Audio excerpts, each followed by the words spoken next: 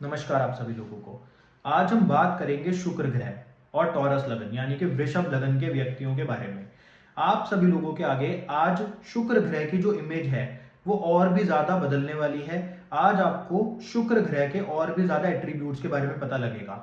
आप लोग सिर्फ शुक्र ग्रह को कुछ ही चीजों से डिनोट करते हो, जैसे कि लग्जरी लाइफ, जैसे कि ऐशो आराम, आपका स्पाउस, कोई सुंदर महिला। आपको सिर्फ शुक्र ग्रह के बारे में, इन चीजों के बारे में पता है। परंतु जो शुक्र ग्रह है उसकी एक ऐसी भी इमेज है जिसके बारे में आपने कभी भी नहीं सुना होगा।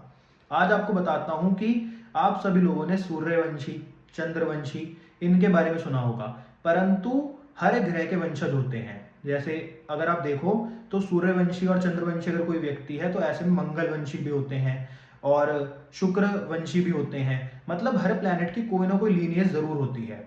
तो जो लोग शुक्रवंशी होते हैं उनके परिवार में किसी न किसी व्यक्ति के पैर जरूर टूटते हैं। और यहाँ पर जो मैं वर्ड यूज कर रहा हूँ तोड़ना, वो मैं आपको तोड़ना ही बोल रहा हूँ कि टूट जाते हैं, यानी कि पैर किसी काम के नहीं रहते। अगर पैर में कोई समस्या आ जाती है तो वो ठीक नहीं होती। तो शुक्र ग्रह इतना खराब भी कुंडली के अंदर हो सकता है। यानी कि ये जो बड़ी बड़ी बीमारियां होती हैं, बड़ी बड़ी हेल्थ प्रॉब्लम्स होती हैं, ये सिर्फ राहु मंगल ऐसे ग्रह नहीं देते। शुक्र ग्रह जिसको आप लग्जरी का कारक मानते हो वो भी इस प्रकार की बड़ी बड़ी समस्या दे सकता है। तो इसलिए जो भी व्यक्ति शुक्र वंश में पैदा होता है उसको ये श्राप है कि उसके परिवार में किसी न किसी के पैर जरूर टूटते हैं। अब जो ये पैर तोड़ने का शब्द का अर्थ है, इसका ये आप लगा सकते हो कि उसमें परिवार में किसी व्यक्ति को पैरालिसिस हो सकता है, उस परिवार में किसी व्यक्ति को पैर से रिलेटेड कोई ऐसी समस्या आ सकती है जो ठीक ही ना हो, यानी कि व्यक्ति चलने लायक रहता ही नहीं है। कहने का बहुत सिंपल है। और ये भी मैं बताऊंगा कि आपको पता कैसे लगेगा कि आप शुक्रवंशी हो या फिर नहीं हो। और आप खुद ही अपने घर में मैच कर लेना कि आपके घर में किसी न किसी के पैर अवश्य ही खराब होंगे अगर आप शुक्रवंशी में पैदा हुए हो तो इसलिए ये जो लीनियज होती है शुक्र की, इसको ये श्राप है और ये समस्या का मतलब इस व्यक्ति को सामना करना ही पड़ता है। परंतु इसका एक बहुत ही सिंपल उपाय है, वो भी हम आगे बात करेंगे जब हम आपको बताएंगे कि शुक्र ग्रह या फिर शुक्रवंशी कौन व्यक्ति होता है। पर उससे पहले आप समझो कि शुक्र एक क्रोधी ब्राह्मण है। यानी कि आप सभी लोग जानते हो कि शुक्र ग्रह से लग्जरी को देखते हैं, परंतु अगर आप बहुत सिंपल लैंग्वेज में समझो तो जो शुक्र ग्रह है वो एक क्रोधी ब्राह्मण भी है। अब ये मैं क्यों कहता हूं आपको, इसके पीछे का एक लॉजिक है। जो भगवान परशुराम थे, जो भगवान विष्णु के अवतार थे परशुराम जी, वो एक ब्राह्मण थे परंतु क्रोधी। और जो भगवान परशुराम थे उनको आप शुक्र से कनेक्ट कर सकते हो, वो प्रॉपर शुक्र देव का ही रूप थे। यानी कि आज आपको उनकी कहानियों से भी शुक्रदेव के बारे में कई चीजें पता लगेंगी। तो जो शुक्रदेव थे वो प्रॉपर परशुराम जी आप उनको मान सकते हो। परशुराम जी इक्वल टू शुक्रदेव, ऐसे आप इनको समझ सकते हो कि जो गुण परशुराम जी में थे वही गुण शुक्र में भी है। जो क्रोध परशुराम जी का था वैसा ही क्रोध शुक्रदेव में भी है, जिनको आप लग्जरी का प्लैनेट मानते हो, जिनको आप सौम्य प्लैनेट मानते हो। मैंने अपनी लाइफ के अंदर कई बार देखा है जिन लोगों के ऊपर शुक्र की दशा होती है उनके जीवन में समस्याएं बहुत ज्यादा बढ़ जाती हैं। आप खुद देखोगे ये बात। कभी आपके परिवार में किसी के शुक्र की दशा होगी तो आप देखोगे कि ऐसे में परिवार में समस्याएं ज्यादा बढ़ जाती हैं उस व्यक्ति की लाइफ में, काम धंधों से रिलेटेड, हर चीज से रिलेटेड। यानी कि शुक्र की जो दशा होती है जिसको लोग बहुत अच्छा मानते हैं वो हर बार अच्छी नहीं होती। ये बात अलग है कि वो और भी प्लैनेटरी पोजीशन, शुक्र की पोजीशन कुंडली में कैसी है उसके ऊपर निर्भर करता है। परंतु शुक्र की जब दशा खराब होती है तो व्यक्ति की जिंदगी उथल पुथल हो जाती है, ये मैं आपको बता दूं। और 20 साल की दशा होती है, कम भी नहीं होती। तो इसलिए शुक्र जब खराब होने पे आता है तो कोई भी आपको नहीं बचा सकता सिवाय भगवान राम के। इसके पीछे की भी एक कहानी है, उसके ऊपर हम आते हैं। तो एक बार की बात है, भगवान शुक्राचार्य थे जो, उनको मैंने आपको बताया कि भगवान परशुराम से आप कनेक्ट करोगे। तो ये परशुराम जी की कहानी है। एक समय की बात है, परशुराम जी के जो पिता थे जमदाग्नि ऋषि, उनकी जो वाइफ थी यानी कि परशुराम जी की जो माता थी, वो एक बार नदी किनारे पानी भरने जाती हैं। तो जब वहां पर वो पानी भरने जाती हैं, उस नदी में कुछ युवक स्नान कर रहे होते हैं। वो गंधर्व होते हैं, तो मतलब उनके अंदर अट्रैक्शन बहुत होता है, जिसके कारण जो परशुराम जी की माता होती हैं उन गंधर्वों को देखकर कुछ समय के लिए, मतलब 10-5 मिनट के लिए मोहित हो जाती हैं। उनके बारे में वो सोच विचार करने लग जाती हैं। तो पानी ले जाने में थोड़ी लेट हो जाती हैं। तो जमदग्नि ऋषि को जब पता लगता है कि वो लेट हो गई पानी लाने में, तो वो अपनी दिव्य दृष्टि से, क्योंकि जो जमदग्नि ऋषि थे वो एक प्रकांड ब्राह्मण थे, यानी कि वो एक बहुत ही ज्ञानी ब्राह्मण थे। वो एक बहुत ही पहुंचे हुए मतलब ब्राह्मण थे, आप उसको ये बोल सकते हो, बहुत ही ज्ञानी व्यक्ति थे। तो वो जो अपनी दिव्य दृष्टि से देखते हैं कि उनकी जो वाइफ थी रेणुका वो लेट क्यों हुई, तब उनको पता लगता है कि वो ऐसे जो मतलब लोग स्नान कर रहे थे कुछ युवक, उनको देख के वो 2 मिनट के लिए मोहित हो गई। तो उस समय जो परशुराम जी के पिता थे जमदग्नि ऋषि, वो क्रोधित हो जाते हैं, जिसके कारण वो अपने सभी पुत्रों को बुलाते हैं और सबको एक एक करके ये बोलते हैं कि तुम अपनी माता को मतलब सर अलग कर दो उनका धड़ से। कहने का मतलब उनका सर काट दो। पहले पुत्र को बोलते हैं, वो पूछता है कि क्यों काटना है, ये पाप आप मेरे से क्यों करा रहे हो, तो वो मना कर देता है। ऐसे ही दूसरे को पूछते हैं, तीसरे को पूछते हैं, ऐसे ही वो उनके सभी पुत्र अपनी माँ का गला काटने के लिए मना कर देते हैं। अब लास्ट में बारी आती है परशुराम जी की। तो जब परशुराम जी को उनके पिता जमदग्नि ऋषि बोलते हैं कि तुम अपनी माँ का गला बिल्कुल धड़ से काट दो, तो वो अपने पिता से एक भी क्वेश्चन नहीं करते और अपने माँ का गला बिल्कुल काट देते हैं 1 सेकंड में। कोई अपने पिता से क्वेश्चन नहीं करते। और साथ ही साथ उनके पिता एक और चीज बोलते हैं कि तुम अपने जो भाई हैं, इन्होंने भी मेरी जो आज्ञा है उसकी अवहेलना करी है, तो तुम अपने भाइयों का भी गला काट दो। तो उसी समय पे जो भगवान परशुराम होते हैं वो अपनी माता का भी और अपने सभी भाइयों का भी गला काट देते हैं और वहीं पर ही उन सभी की मृत्यु हो जाती है।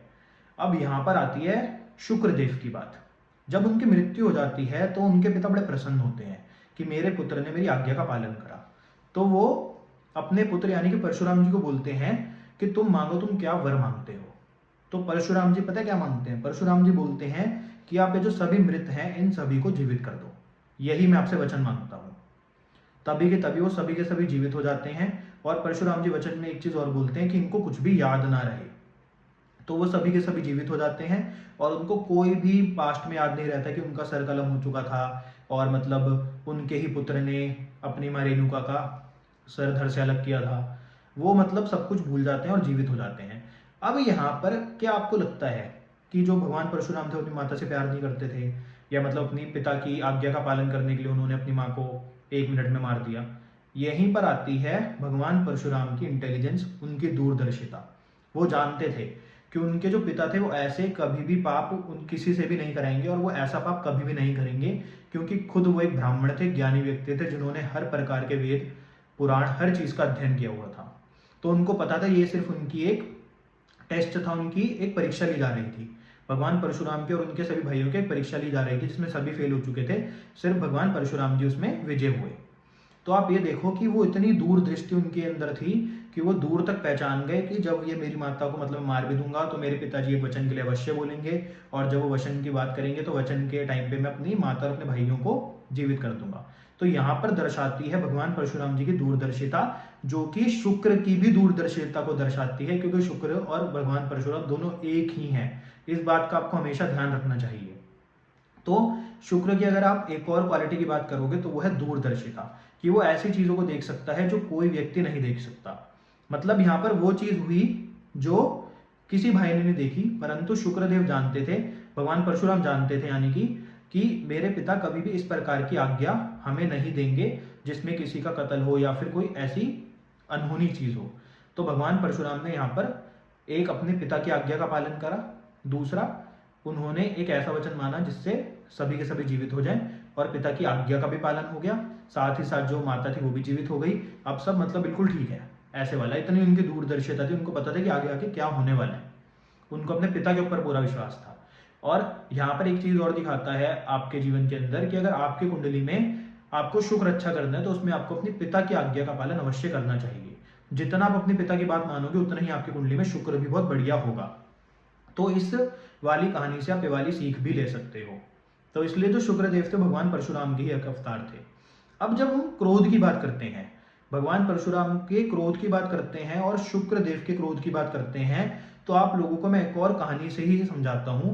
एक बार क्या हुआ, भगवान जमदग्नि ऋषि के पास एक गाय थी जो कि हर प्रकार के द्रव्य उनको देती थी। वो अपने जीवन में जो मांगे उनको मिल जाता था। तो ऐसे ही एक बार उनकी कुटिया में उनके घर पे एक राजा आया अपनी बहुत बड़ी सेना को लेकर, और उस समय उनके घर पे कोई भी खाद्य पदार्थ यानी कि खाने की चीज उपलब्ध नहीं थी।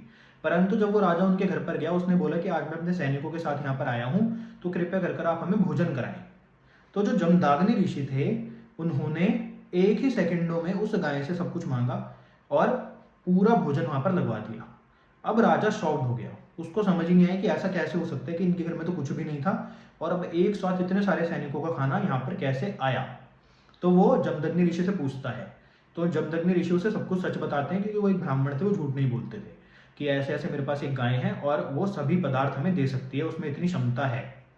तो अब राजा को लालच आ जाता है कि ऐसी भी एक गाय है जो हर मतलब इच्छा को पूर्ण कर सकती है। तो वो राजा भगवान जमदग्नि ऋषि को बोलता है कि ये गाय आप मुझे दे दो। अब भगवान जमदग्नि मना करते हैं कि नहीं, ये गाय मैं तुम्हें नहीं दे सकता, ये मेरी बहुत प्रिय है। परंतु राजा तो राजा था, वो अपने अहंकार में, अपने मतलब ताकत के दम पर वहां से उन गायों को ले जाता है। और उस समय पर भगवान परशुराम कुटिया में नहीं होते। तो जब परशुराम जी कुटिया में वापस आते हैं तो वो सारा वृतांत उनके पिताजी भगवान परशुराम को बताते हैं कि ऐसे ऐसे हो गया। तो उस समय क्रोध में जाकर भगवान परशुराम उन सभी मतलब सैनिकों से या फिर राजा से उस गाय को ले आते हैं। उनको बड़ा क्रोध आता है कि उनके पिता के साथ ऐसा मतलब किया गया। तो उस क्रोध में वो उस राजा से भी उस गाय को वापस ले आते हैं। तो जब वो वापस आते हैं और अपने पिता को बताते हैं तो उनके पिता उन पे ही क्रोधित हो जाते हैं।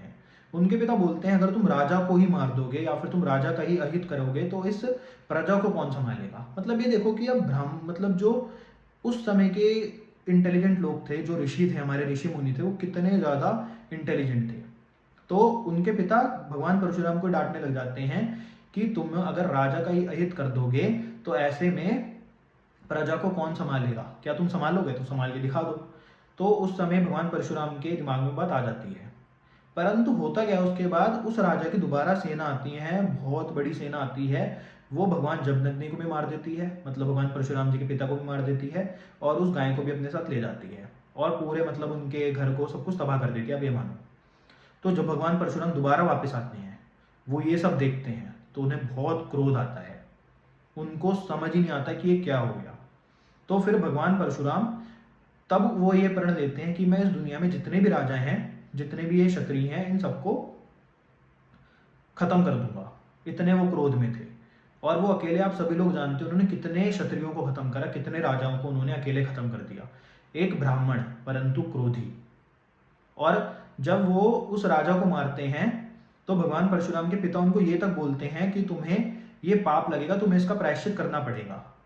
परंतु प्रायश्चित करने के बाद भी वो राजा उनके घर पर आकर सब कुछ तबाह कर देता है। और उसके बाद जब उनके पिता की डेथ हो जाती है, सब कुछ हो जाता है, उसके बाद भगवान परशुराम उन सभी राजाओं को और क्षत्रियों को मारना शुरू करते हैं। अब मैंने आपको एक बात बोली थी कि जब शुक्र खराब होता है या फिर शुक्र जब तबाही करने पे आता है, जब क्रोध में आता है, तो सब कुछ बर्बाद कर देता है। परंतु इसको कौन रोक सकता है? इसको रोक सकते हैं सिर्फ भगवान राम। क्योंकि जब वो सभी क्षत्रियों को मारना शुरू कर देते हैं भगवान परशुराम, तब आखिरी में जब भगवान राम का स्वयंवर होता है, उस समय पर भगवान परशुराम जब राम जी से मिलते हैं, जब राम जी भगवान शिव का धनुष तोड़ देते हैं और भगवान परशुराम राम जी से मिलते हैं, उस समय उनका क्रोध शांत होता है और फिर वो वहां से जाते हैं। उसके बाद उन्होंने कभी किसी क्षत्रियों को नहीं मारा। तो यहाँ पर जो क्षत्रियों का वध था या फिर जो राजाओं का वध था, ये किसने रोका? भगवान राम ने। तो इसका एक आप अर्थ निकाल सकते हो कि अगर कुंडली में शुक्र खराब हो तो ऐसे में भगवान राम की अगर आप पूजा करते हो, आराधना करते हो, राम नाम का पाठ करते हो, तो ऐसे में जो शुक्रदेव की आपके जीवन के अंदर बर्बादी चल रही है वो ठीक हो जाती है। तो इसलिए अगर शुक्र की दशा है और आपके जीवन के अंदर बहुत खराब चल रही है, समय बहुत खराब है, आपको नहीं समझ आ रहा क्या करना है, तो ऐसे में भगवान राम से आप जुड़ जाओ, तो आपकी ये समस्या सॉल्व हो जाएगी। यानी कि शुक्र अगर मारने पे आता तो कोई नहीं बचा सकता सिवाय भगवान राम के। इस कहानी से आपको ये भी एक तात्पर्य पता लगेगा, इस कहानी से आपको ये भी एक रहस्य पता लगेगा। तो अब आप खुद सोचो कि शुक्र कितना क्रोधी भी हो सकता है अगर कुंडली में खराब हो जाए तो। यानी कि अगर अच्छा है तो आपको बैठे बैठे सब कुछ मिलेगा, परंतु अगर क्रोध पे आ जाता है तो सब कुछ नष्ट भी कर देता है। और अब बात करते हैं शुक्रवंशी की। अगर आपकी कुंडली में शुक्र लगन में आके बैठ जाए तो वो ऐसे में आप शुक्रवंशी कहलाएंगे। और ऐसे में आप देखोगे कि आपके घर में जो बड़े हैं, बड़े यानी कि 50-60 साल के, जिनकी अभी उम्र भी नहीं है पैर खराब होने की, उनके पैर में कोई ऐसी समस्या आ जाएगी जो उनके पैर दोबारा ठीक ही नहीं होंगे, वो चलने लायक भी नहीं रहेंगे। चाहे वो पैरालिसिस हो, चाहे पैर के घुटने चेंज हो, कुछ भी ऐसी बड़ी समस्या आ जाएगी कि वो कभी ठीक नहीं होगी। तो अब आप ये सोचो कि शुक्र इतना जब खराब हो जाता है तो वो किस किस प्रकार के फल व्यक्ति को दे सकता है। यानी कि पैर तोड़ना कितनी बड़ी बात है, परंतु ये शुक्र के लीनिएज वालों को श्राप है और वो आज तक इसको झेल रहे हैं। इसका उपाय क्या है? आपको कुछ नहीं करना, आपको 2 आंवले के पेड़ लेने हैं और वो अपने घर में लगा लेने हैं। इससे जो शुक्र पैर तोड़ने वाली जो समस्या है, जो परिवार में पैर टूटते हैं, वो 100% समाप्त हो जाएगी।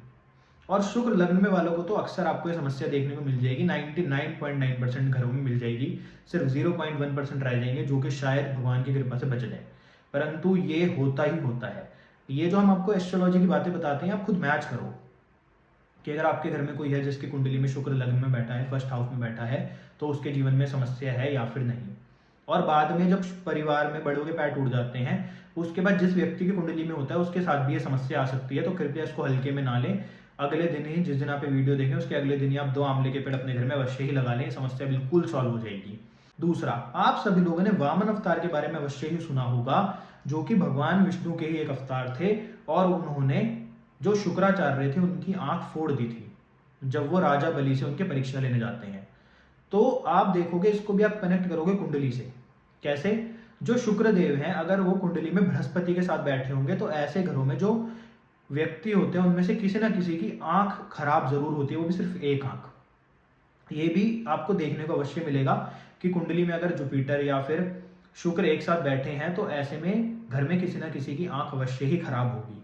ये चीजें ना सारी, मतलब कई सालों से हम एक्सपेरिमेंट कर रहे हैं, 9 साल हो गए एस्ट्रोलॉजी में, तो ये चीजें हमने देखी हैं, इसलिए हम आपको बता पा रहे हैं। तो ये आप भी अपने घर के अंदर देख सकते हो। तो ऐसे में भी आपको यही करना है कि आपको अपने घर में कभी भी जो आपके गुरु हैं और जो माँ लक्ष्मी है, उनकी फोटो एक मंदिर में या फिर एक कमरे में कभी भी साथ में नहीं होनी चाहिए, क्योंकि जो गुरु और माता लक्ष्मी है वो भी शुक्र और वामन देवता का मतलब एक तरह से कनेक्शन ही है। यानी कि अगर शुक्र और घर में आपके गुरु की फोटो एक साथ है, तो ऐसे में आप बृहस्पति और शुक्र को एक साथ कनेक्ट कर रहे हो, जो कि आपकी कुंडली में योग है, जो आपको समस्या दे सकता है। तो सबसे पहले तो अपने गुरु और माता लक्ष्मी की फोटो को अलग करें। यानी कि अगर आपके घर के मंदिर में माता लक्ष्मी और आपके गुरु की फोटो एक साथ है, तो गुरु की फोटो को वहां से हटा के किसी और जगह पर लगाएं। दूसरा, आपको कभी भी अपने जीवन में शुक्र की समस्याओं से बचना, तो आंवले का पेड़ आपको अवश्य ही लगाना चाहिए। जैसे मंगल खराब होता है, तो ऐसे में नीम का पेड़ व्यक्ति को बताते हैं कि आप लगाओ, परंतु आपकी कुंडली में अगर शुक्र खराब है, तो ऐसे में आपको आंवले का पेड़ अवश्य लगाना चाहिए। और अगर आप शुक्रवंशी हो, शुक्र के लीनियज से आप चलते आ रहे हो, तो ऐसे में तो आपको जरूर आंवले का पेड़ लगाना ही चाहिए, नहीं तो पैरों की समस्या आ सकती है। और यहाँ पर हम छोटी समस्याओं की बात नहीं कर रहे हैं, यहाँ पर हम पैर टूटने की बात कर रहे हैं, यानी कि व्यक्ति चलने लायक नहीं रहता, ऐसी कोई बड़ी समस्या आ जाती है। तो ये उपाय आप कर सकते हो। अब इसके बाद हम बात करेंगे टॉरस लगन के बारे में। ये तो थी शुक्र देव के बारे में कुछ बात थी। अब बात करेंगे टॉरस लगन के बारे में। ये जो टॉरस लगन है, इसको आप कैसे देखेंगे? अगर आपकी कुंडली में, कुंडली के फर्स्ट हाउस में नंबर 2 लिखा है, तो आप वृषभ लगन यानी कि टॉरस लगन के हो, क्योंकि आपकी कुंडली में फर्स्ट हाउस में 2 नंबर राशि है। 2 नंबर राशि कौन सी होती है? टॉरस यानी कि वृषभ। तो आप वृषभ लगन के व्यक्ति कहलाएंगे। तो आपको अपनी लाइफ के अंदर अगर सफलता प्राप्त करनी है, तो आप कैसे करेंगे? तो देखिए, पहले वृषभ लगन को समझते हैं। जो वृषभ लगन है, ये बहुत ही उत्तम लगन है। ऐसे लोग की सबसे बड़ी जो क्वालिटी है वो है लॉयल्टी। ये लोग बहुत ही ज्यादा लॉयल होते हैं हर व्यक्ति, हर चीज के प्रति। तो इनकी सबसे बड़ी ताकत है इनकी लॉयल्टी। दूसरा, ऐसे लोग हार्ड वर्किंग होते हैं। ये अपने जीवन में लग्जरी लाइफ जीना पसंद करते हैं, इनको ऐशो आराम पसंद होता है। परंतु इनकी लाइफ के अंदर जो सबसे बड़ी समस्या होती है, वो होती है इनकी मैरिज लाइफ। कभी भी इनकी जो मैरिड लाइफ होती है वो अच्छी नहीं चलती, स्टेबल नहीं रहती। दूसरा, इनके जो बच्चे होते हैं, चाहे वो पुत्र हो चाहे पुत्री हो, उनसे उनके रिलेशन बहुत ज़्यादा बढ़िया नहीं रहते। मतलब घर में कोई ना कोई समस्या चलती रहती है, चाहे वो मैरिड लाइफ को रिलेटेड हो चाहे बच्चों से रिलेटेड हो। इसके पीछे का आंसर क्या है? इसके पीछे का एक लॉजिक और एक आंसर यही है कि इनका जो लगन है, उसमें जो 2 नंबर राशि इनके लगन यानी कि फर्स्ट हाउस में आ रही है, तो जो इनकी 7 नंबर राशि होगी वो कौन से हाउस में आएगी? वो आएगी छठे हाउस में। छठा हाउस किस चीज का है? छठा हाउस है रोग, रिपो और ऋण का। और 7वें नंबर राशि किस चीज को दर्शाती है? वो दर्शाती है आपकी मैरिड लाइफ को, आपके स्पाउस को। तो जब 7वीं नंबर राशि छठे हाउस में आ जाएगी, तो ऐसे मैरिड लाइफ खराब हो जाएगी। तो इसलिए इन लोगों को कभी भी किसी और के दोष नहीं देना चाहिए अपनी मैरिड लाइफ खराब होने पर। ये जो इनकी मैरिड लाइफ खराब है, ये ऐसे लग्न में पैदा हुए हैं जिसके कारण इनकी मैरिड लाइफ अच्छी नहीं है। और ये आप कभी भी देख लेना, जो भी व्यक्ति टॉरस लग्न यानी कि वृषभ लगन का होगा, उसके जीवन में मैरिड लाइफ उसकी खराब ही होगी। ये हम नहीं बोलेंगे कि डिवोर्स हो जाएगा या कोई बड़ी चीज हो जाएगी, खराब होगी, मतलब स्टेबल नहीं रहेगी। अगर इस व्यक्ति से पूछा जाए कि आपके जीवन में क्या समस्या है, तो ये बोल सकते हैं कि मैरिड लाइफ एक समस्या है, कि बहुत ज्यादा स्मूथ नहीं है। तो इसलिए जो टॉरस लगन वाले हैं, इनके लिए सबसे बड़ी हिदायत ये है कि इनको अपनी मैरिड लाइफ के ऊपर ध्यान देना चाहिए, परंतु ये सोचकर नहीं कि ये खराब है, ये सोचकर कि ये ऐसा लिखवा कर ही आए अपनी किस्मत में कि इनकी मैरिड लाइफ बहुत अच्छी नहीं चलेगी। हाँ, वो बात अलग है कि अगर शुक्र उच्च का हो जाए या फिर कुंडली में और ग्रह इनके सातवें हाउस को देख रहे हो शुभ ग्रह जैसे कि चंद्रमा बृहस्पति, या फिर चंद्रमा बृहस्पति वहां पर आकर बैठ जाए, तो ऐसे में मैरिड लाइफ थोड़ी स्टेबल हो सकती है। परंतु लाइफ के अंदर, इनकी मैरिड लाइफ के अंदर प्रॉब्लम तो रहेगी। अभी हम आगे भी उसके बारे में बात करेंगे जब हम एक एक हाउस के बारे में बात करेंगे। परंतु इन लोगों के लिए सबसे बड़ी हिदायत है कि इनको मैरिड लाइफ को ज़्यादा ध्यान नहीं देना चाहिए कि वो खराब चल रही है, क्योंकि वो इनकी लाइफ के अंदर ये प्रॉब्लम है और ये पहले से ही ये चीज़ लिखवा कर आए हैं। तो टॉरस लगन वालों के साथ ये समस्या होती है, परंतु डिवोर्स इसलिए नहीं होता क्योंकि ये व्यक्ति खुद बहुत लॉयल होते हैं। ये अपनी लॉयल्टी बहुत ही ज़्यादा दर्शाते हैं। जैसे कि आपने देखा होगा स्वयं होते हैं, जो स्वयं होते हैं वो दो का अगर जोड़ा होता है तो उसमें से अगर एक मर जाता है तो दूसरा वाला पहले वाले के गम में मर जाता है। ये आप समझो कि इतने ज़्यादा लॉयल होते हैं, तो इनकी सबसे बड़ी क्वालिटी है इनकी लॉयल्टी। ये तो हमने बात करी टॉरस लगन के बारे में थोड़ी बहुत। अब एक बार शुक्र देव को थोड़ा और ज़्यादा समझते हैं। क्यों? क्योंकि टॉरस लगन के मालिक हैं। तो जो शुक्र देव है बहुत ताकतवर हैं। एक व्यक्ति की कुंडली में शुक्र देव को दूसरे और सातवीं राशि का मालिक बनाया गया है, यानी कि आपकी कुंडली में शुक्र देव दूसरे और सातवें घर के मालिक हैं और वो हमेशा रहेंगे, और उसमें से मारक स्थान है। जब किसी ग्रह को मारक स्थान का अधिपति बनाया जाता है तो आप खुद सोचो कि वो बहुत ही ज्यादा सौम्य नहीं हो सकता, वो एक ऐसे स्थान का मालिक है। तो इसलिए शुक्रदेव की ताकत को कभी भी कम नहीं समझना चाहिए। अगर शुक्रदेव कुंडली में अच्छे हैं तो बहुत अच्छे रिजल्ट मिलेंगे, परंतु अगर खराब होने पर आ जाएं तो कोई भी आपको नहीं बचा सकता सिवाय भगवान राम के नाम के। तो इसलिए शुक्रदेव की ताकत को कभी भी कम नहीं समझना चाहिए। दूसरा, जो शुक्रदेव है ये किसी भी चीज का बीज यानी कि सीड है।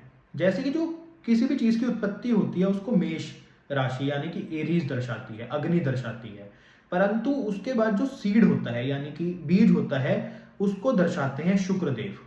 व्यक्ति के अंदर जो स्पर्म काउंट होता है, जो स्पर्म्स होते हैं वो भी शुक्रदेव को दर्शाते हैं, और जो ओवरीज होती हैं वो भी शुक्रदेव को दर्शाते हैं, यानी कि ओवरीज और स्पर्म दोनों ही शुक्रदेव का कारक है।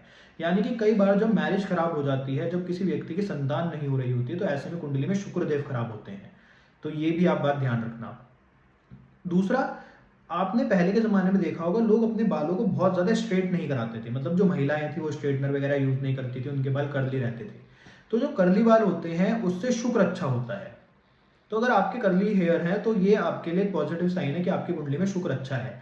परंतु आजकल क्या होता है, लोग हर फंक्शन से पहले अपने बाल सीधे स्ट्रेट कराने लग जाते हैं, तो उससे शुक्र कुंडली में खराब हो जाता है और व्यक्ति के घर में लड़ाई झगड़े बढ़ते रहते हैं, परंतु उसको समझ नहीं आता कि इसके पीछे का कारण क्या है। और उसके पीछे का कारण होता है जितने बाल आप स्ट्रेट कराएंगे उतना आपका शुक्र खराब होता चला जाएगा।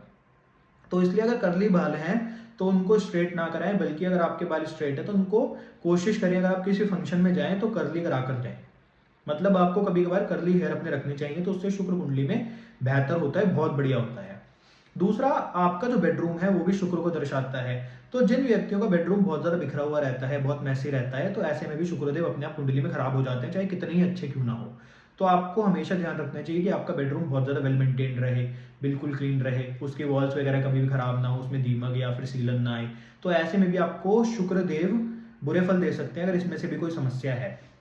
तो इसका भी एक उपाय है कि आप रोज सुबह उठें और जो आपकी बेडशीट है उसको आप टाई लगाएं और उसके बाद उसको रखिए। ये नहीं कि आप उठ के दूसरे कमरे में चले गए, आपने सोचा कि चलो बाद में 2-3 घंटे बाद आप उसको ठीक कर रहे हैं, या फिर काम वाली आपकी आती है, कोई मेड आती है वो ठीक कर देगी। नहीं, अगर आपको शुक्र अच्छा करना है तो आपको सुबह उठना है, उसके बाद पहले अपनी बेडशीट वगैरह को बिल्कुल ठीक करना है, सही से लगाना है, अपने बेडरूम को साफ सुथरा करना है, उसके बाद आप अपने कमरे से बाहर निकलेंगे। ये शुक्रदेव को ठीक करने का नियम है। लोग बड़े बड़े उपायों में जाते हैं कि ये कर लेते हैं, शुक्रदेव का रत्न पहन लेते हैं, ऐसे कर लेते हैं, उससे कुछ नहीं होता। मेन चीज होती है अगर आप शुक्रदेव का जो बिहेवियर है उसके अकॉर्डिंग चले। शुक्रदेव एक डिसिप्लिन्ड, मतलब आप मानो ग्रह थे। मैंने आपको बताया परशुराम जी वो कितने डिसिप्लिन थे कि उन्होंने अपने पिता की आज्ञा के पालन के चक्कर में अपनी माता को तक मार दिया। तो आप ये सोचो कि ये कितना डिसिप्लिन व्यक्ति होगा। तो ऐसे ही शुक्रदेव को डिसिप्लिन पसंद है। तो अगर आपका बेडरूम जो कि शुक्रदेव को दर्शाता है अगर वो बहुत ज्यादा मैसी है तो उससे डिसिप्लिन खराब होता है और शुक्रदेव उससे कुंडली में खराब होते हैं। तो आप अपने बेडरूम को भी ठीक रखने की अवश्य कोशिश करें। अपने स्पाउस के साथ, अपनी वाइफ या फिर अपने हस्बैंड के साथ रिलेशन अच्छे रखें, लड़ाई झगड़े ना करें, तो उससे शुक्र अच्छा होता है। आप हफ्ते में एक बार जरूर कहीं ना कहीं किसी अच्छे रेस्टोरेंट वगैरह में जाएं, वहां पर खाना खाएं, क्योंकि लग्जरी को भी शुक्र दर्शाता है, तो उससे भी शुक्र कुंडली में बढ़िया होता है। तो इन चीजों का ध्यान रखना चाहिए अगर आपको कुंडली में शुक्र अच्छा रखना है तो। अब हम बात करेंगे टॉरस लगन के व्यक्तियों के बारे में कि इनकी कुंडली के अंदर जो 12 हाउसेज हैं उनका इनके जीवन के ऊपर क्या प्रभाव पड़ेगा, और हम एक एक हाउस के बारे में आपको बताएंगे।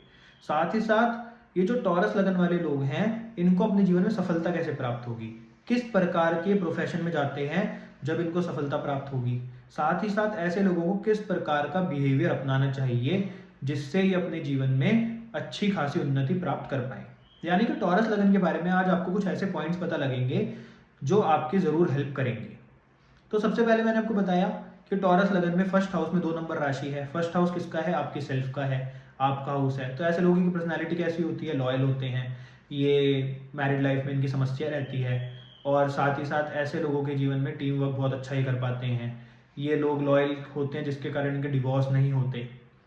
साथ ही साथ ये जो लोग होते हैं लग्जूरियस लाइफ जीना पसंद करते हैं, इनको महंगी महंगी चीज़ों का शौक होता है, दिखने में अट्रैक्टिव होते हैं, सुंदर भी होते हैं।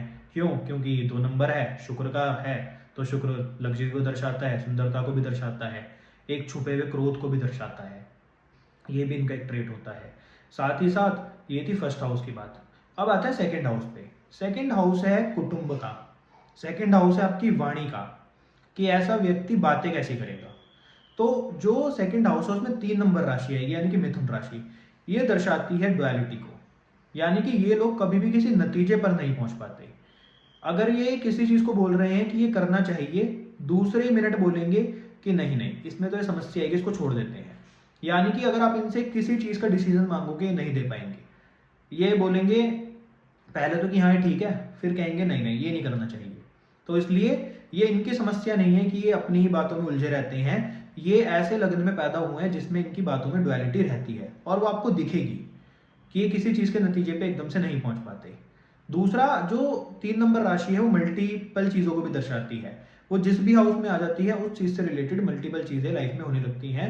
जैसे कि अगर 7वें घर में 3 नंबर राशि आ जाती है तो ऐसे में स्पाउस दूसरा भी होता है कोई, यानी कि एक व्यक्ति की 2 पत्नियां या फिर 2 पति भी आपको देखने को मिलेंगे।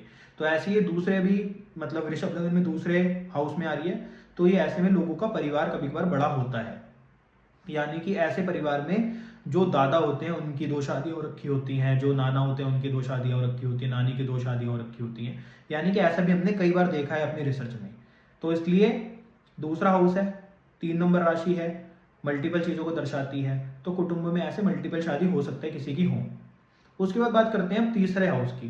तीसरा हाउस है कम्युनिकेशन का, पराक्रम का। वहां पर कौन सा साइन आ रहा है? वहां पर आ रहा है 4 नंबर राशि, यानी कि कर्क राशि। ये किस चीज़ को दर्शाती है? दर्शाती है इमोशंस को। तो ऐसे लोग कम्युनिकेट कैसे करेंगे? इमोशनली कम्युनिकेट करेंगे। मतलब जब भी ये बातें करेंगे इमोशनल होके करेंगे, और सामने वाला व्यक्ति इनकी बातों में भी आ जाएगा। यानी कि ये जो भी बात करेंगे इनकी बातों को ध्यान से सुना जाएगा। एक तो व्यक्ति होता है जो पूरे दिन रोता रहता है, उसकी बातों पे लोग ध्यान नहीं देते, परंतु ये व्यक्ति जब बात करेंगे इनकी बात में आपको इमोशंस दिखेंगे, साथ ही साथ लोग इनकी बातों को सुनेंगे भी। तो इसलिए 3 नंबर है, 3 नंबर हाउस है, 4 नंबर राशि आ रही है, तो ऐसे लोगों में बातों में आपको इमोशनल चीज़ें दिखेंगी, और ये सच भी होंगी। मतलब ये कोई ऐसे झोल नहीं है, दिखावे के लिए नहीं कर रहे, ये ऐसे लगन में पैदा हुए हैं जिसमें इनकी कम्युनिकेशन में आपको इमोशनल चीज़ें दिखेंगी, और उससे कई बार काम भी निकलवा लेते हैं। सामने वाला इतना इमोशनल हो जाता है इनकी बातें सुन के कि वो इनके काम भी कर देता है। तो एक बहुत ही बढ़िया चीज़ है। उसके बाद बात करते हैं 4th नंबर हाउस के बारे में, जहाँ पर आ रही है इनकी 5 नंबर राशि, जो कि सिंह राशि है। सिंह राशि दर्शाती है राजा को, सिंह राशि दर्शाती है गर्व को। तो ऐसे व्यक्तियों को अपने घर से रिलेटेड कोई ना कोई गर्व जरूर होता है। जैसे कि मैंने ये घर लिया, मेरे को बहुत गर्व है अपने ऊपर कि मैंने बचपन से इतनी मेहनत करी, उसके बाद मेरे को ये घर मिल गया। साथ ही साथ मेरी माँ ऐसी है, मेरे को बहुत गर्व है कि मेरी माँ ऐसी है, इतनी मतलब सपोर्टिव है, सब कुछ है। मतलब 4th हाउस से जो भी उसके एट्रीब्यूट होंगे उस पर इनको किसी ना किसी चीज़ के ऊपर अवश्य ही गर्व होगा। 4th हाउस वाहन यानी कि व्हीकल्स का भी है, तो हो सकता है इनको अपनी किसी गाड़ी, किसी बड़े वाहन के ऊपर गर्व हो कि मैंने मर्सिडीज ले ली, BMW ले ली, या फिर कोई बहुत ही महंगी बाइक ले ली। मतलब उस हाउस से रिलेटेड आपको गर्व जरूर दिखेगा कि इनको अपने घर, वाहन, अपनी माता पे किसी ना किसी पे बहुत ही ज्यादा गर्व जरूर होगा। क्यों? क्योंकि 4th नंबर हाउस इन चीजों को दर्शाता है, और 5 नंबर राशि यानी कि जो सिंह राशि है वो गर्व को दर्शाती है। अब उसके बाद बात करेंगे इनकी कुंडली में 5th हाउस के बारे में, यानी कि 5वें घर के बारे में। वहां पर आ रही है 6 नंबर राशि। मैंने आपको पहले बताया था कि इनकी लाइफ में जो इनकी संतान होती है उससे रिलेटेड भी इनको समस्या आती है, कभी कभार संतान होने में भी समस्या आती है। क्यों? क्योंकि 5वां घर जो कि संतान को दर्शाता है, वहां पर कौन सी राशि आ गई? वहां पर राशि आ गई 6 नंबर, जो कि रोग, रिपु और ऋण को दर्शाती है, यानी कि समस्या को दर्शाती है, ट्रबलनेस को दर्शाती है। साथ ही साथ ऐसे लोगों की एजुकेशन में भी कभी कभार समस्या आ जाती है, क्योंकि 5वां नंबर एजुकेशन का भी है। तो इसलिए इनकी संतान से, इनके बच्चों से इनको समस्या रहती है। तो ये भी इनको अपना लेना चाहिए, इसमें इनकी कोई गलती नहीं है। और अगर कभी संतान होने में भी समस्या आती है तो भी राम नाम का पाठ करें, क्योंकि मैंने आपको बताया कि शुक्र का लग्न है तो राम नाम का पाठ तो वैसे भी व्यक्ति को करना ही चाहिए। तो वो कई समस्याओं को अपने आप ही दूर कर देते हैं राम जी। तो इसलिए ऐसे लोगों की कुंडली में अगर शुक्र खराब हो ना हो, परंतु इनकी संतान से भी इनको समस्या रहती है, क्योंकि 5वें हाउस में 6 नंबर राशि आ गई। उसके बाद बात करते हैं 6ठे नंबर हाउस के बारे में, जो कि रोग ऋपुणिका है। वहां पर कौन सी राशि आती है? वहां पर आती है 7 नंबर राशि, जो कि कौन सी है? वो है तुला राशि। और वो किसको दर्शाती है? आपके मैरिटल स्टेटस को, आपकी मैरिज को, आपकी पार्टनरशिप को। तो मैंने आपको शुरू में बोला था कि ऐसे लोगों की मैरिज लाइफ खराब रहती है। क्यों? क्योंकि जो 7वीं राशि है, जो मैरिज की राशि है, वो 6ठे हाउस में आ गई। 6ठा हाउस किसका है? रोग ऋपुणिका। एक हाउस, जैसे कि 6ठा हाउस है, 6ठी राशि है, ये दोनों ही सेम चीजों को दर्शाती हैं। यानी कि जो 6 नंबर राशि है, अगर वो रोग ऋपुणिका को दर्शाती है, तो 6ठा हाउस भी रोग ऋपुणिका को दर्शाता है। तो 6ठे हाउस में इनके 7वें नंबर राशि आ गई, तो मैरिड लाइफ इसलिए खराब इनकी रहती है, इसलिए मैरिड लाइफ में समस्याएं रहती हैं। साथ ही साथ ऐसे लोगों की पार्टनरशिप में भी प्रॉब्लम रहती है। तो इसलिए इन लोगों को इन चीजों को अपना लेना चाहिए, उस पर ज्यादा सोचना नहीं चाहिए। जो 7वां हाउस है, इनकी कुंडली में वहां पर आती है 8 नंबर राशि। अब ये जो 8 नंबर राशि है, ये 7वें हाउस में आ रही है। 7वां हाउस किस चीज का है? वो है इनकी मैरिज का, इनके स्पाउस का, इनकी पार्टनरशिप का। जैसे कि 7 नंबर राशि इन चीजों को दर्शाती है, तो 7वां हाउस भी इन चीजों को दर्शाता है। तो अब 7वें हाउस में आ गई 8 नंबर राशि। 8 नंबर राशि क्या है? वो है आपका पेन, मृत्यु तुल्य कष्ट उसको बोलते हैं, ट्रांसफॉर्मेशन बोलते हैं। तो हो सकता है ऐसे लोगों की शादी के बाद इनका ट्रांसफॉर्मेशन हो जाए। ऐसा हो सकता है कि इनकी मैरिज में प्रॉब्लम्स हैं, क्योंकि 8वें नंबर राशि है ना, वो पेन को दर्शाती है। तो इसलिए उस हाउस से रिलेटेड इनको समस्याएं रह सकती हैं, चाहे वो पार्टनरशिप में हो, चाहे वो मैरिड लाइफ में हो। तो ऐसे लोगों को पार्टनरशिप भी नहीं करनी चाहिए, कोशिश करना चाहिए कि अपना काम इंडिविजुअल ही करें। उसके बाद बात करेंगे 8वें हाउस के बारे में, जहां पर 9 नंबर राशि आती है। ये किस चीज को दर्शाती है? दर्शाती है मंदिर को, मस्जिद को, गुरुद्वारे को, यानी कि धर्म स्थान को, धर्म के काम को। तो अब यहाँ पर जो 9 नंबर राशि आई है, तो आप देखोगे कि जिन व्यक्तियों का टॉरस लगन है, ऐसे व्यक्ति जब धार्मिक यात्राओं पर जाते हैं या फिर किसी धार्मिक मंदिर में जाते हैं, गुरुद्वारों में जाते हैं, वहां से आने के बाद उनको पेन होता है, यानी कि कोई ना कोई समस्या हो जाती है, कोई ना कोई मतलब हेल्थ से रिलेटेड समस्या आ जाती है। क्यों? क्योंकि 9 नंबर राशि जो कि धर्म को दर्शाती है, वो 8वें हाउस में चली गई, जो कि पेन का है। तो ऐसे में क्या होगा? इन लोगों को धर्म स्थान पे जाने के बाद समस्या आती है, और धर्म के अगर ये काम करते हैं तो उससे इनके जीवन में ट्रांसफॉर्मेशन भी होती है, क्योंकि 8वां नंबर हाउस का जो एट्रीब्यूट है वो ट्रांसफॉर्मेशन भी है।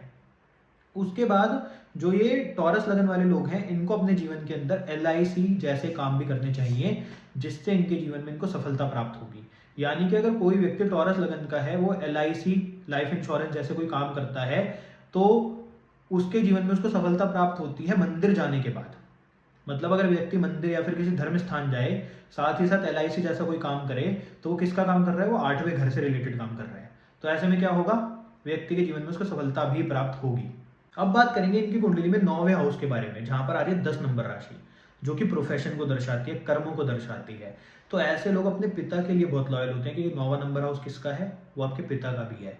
तो ऐसे लोगों को अपने पिता की भी सेवा करनी चाहिए, अगर कभी उनके प्रोफेशन या फिर उनके बिजनेस वगैरह में कोई समस्या आए।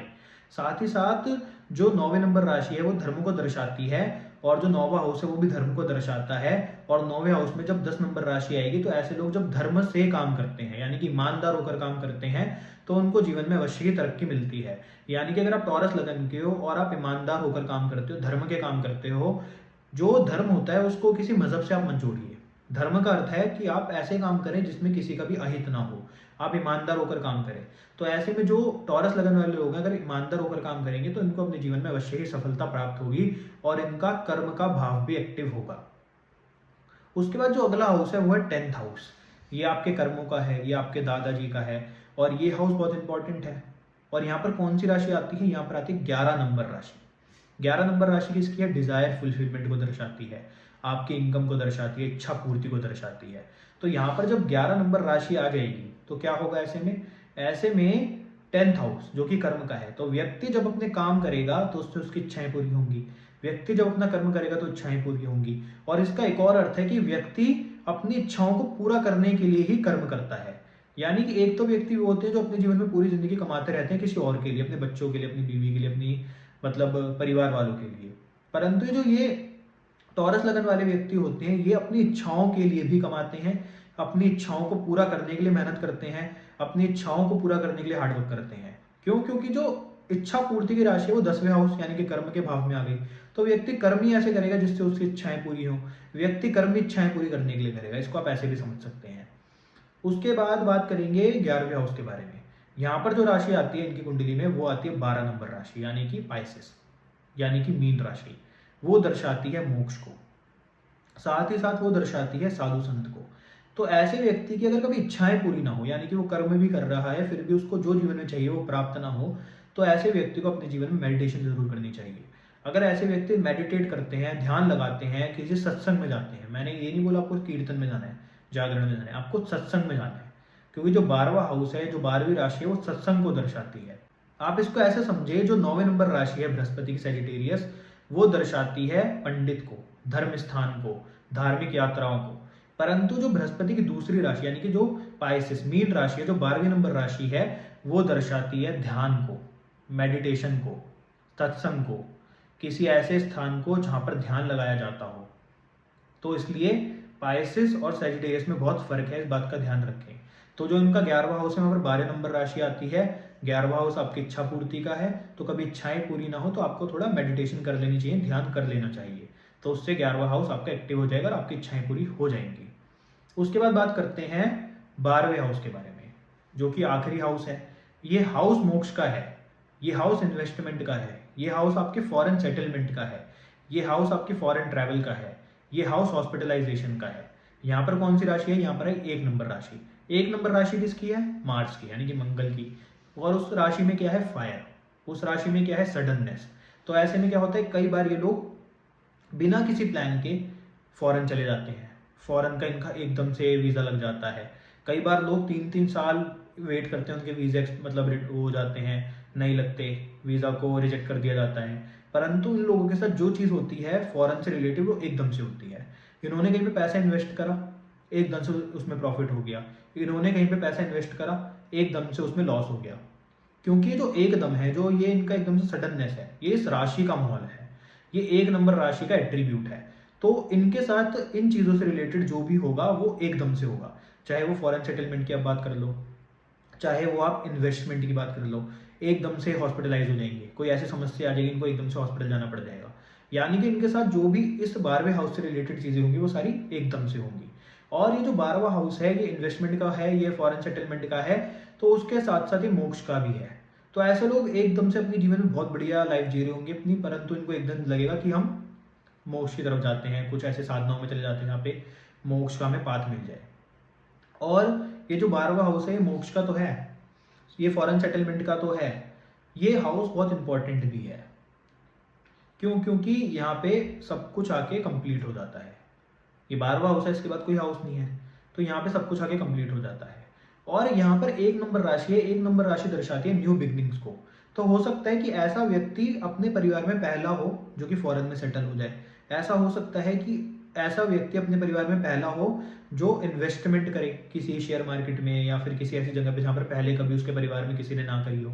हो सकता है ऐसा व्यक्ति फॉरेन में जाकर पहला व्यक्ति हो जो नया काम करे, कोई नया बिजनेस फॉरेन में करे, कोई नई जॉब करे, यानी कि कोई भी नई चीज़ 12वें घर के हाउस से रिलेटेड।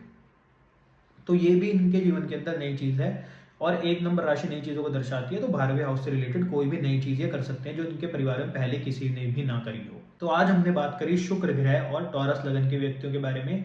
अगली वीडियो में हम बात करेंगे जेमिनाई लगन और बुध के बारे में। तो ये जो हमने आज आपको शुक्र और टॉरस के बारे में बताया, ये बहुत ही थोड़ा सा था। ऐसी करोड़ों वीडियो बनाई जा सकती हैं। क्यों? क्योंकि एक ग्रह और एक राशि बहुत ही ज़्यादा डीप होती है, बहुत ही ज़्यादा उसके अंदर गूढ़ रहस्य छुपे होते हैं, परंतु उसको एक वीडियो में उजागर करना बहुत ही मुश्किल है। और एक बात का आपको ध्यान रखना चाहिए, जो हमारी कथाएं थी, जो हमारे पुराण हैं, जो हमारे वेद हैं, उसमें कई रहस्य छुपे होते हैं। और आपको एक ग्रह के बारे में जितना पता था उससे कई ज़्यादा पता लग जाएगा। और आपको अपने जीवन में कैसे सफलता प्राप्त होगी वो भी आपको उसके रहस्य में पता लग जाएंगे। तो चैनल को अवश्य ही सब्सक्राइब कर लीजिएगा, और वीडियो पसंद आई तो उसको लाइक भी अवश्य ही कर लीजिएगा, क्योंकि ये एस्ट्रोलॉजी का एक ऐसा चैनल होने वाला है जिसके ऊपर आपको कई रहस्य पता लगेंगे। और आपको अपने जीवन में कैसे सफलता प्राप्त करनी है वो भी आपको पता लग जाएगा। तो आज के लिए इतना ही। नमस्कार, मिलते हैं आपसे अगली वीडियो में।